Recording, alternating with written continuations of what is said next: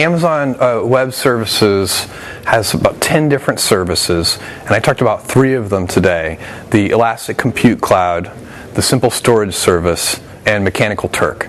And all of these services allow you to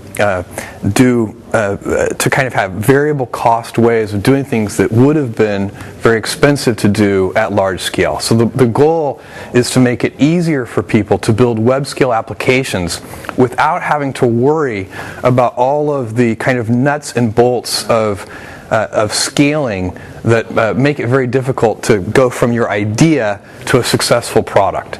So most of the work that we do inside Amazon, if you think about Amazon.com as a web scale application, we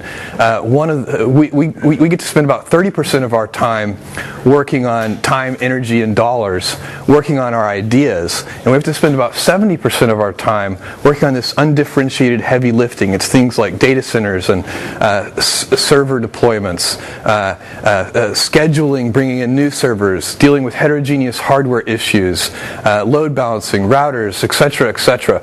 And all of that stuff has to be done at the highest quality level, but it's really just a price of admission. It doesn't differentiate your service. It doesn't make your customers' lives any better. It can only hurt you if you do it poorly, but it can't help you. And so what we're doing with this suite of infrastructure web services at Amazon Web Services is making it possible for people to spend more of their time working on their ideas and less of their time working on the kind of nuts and bolts of scaling web infrastructure.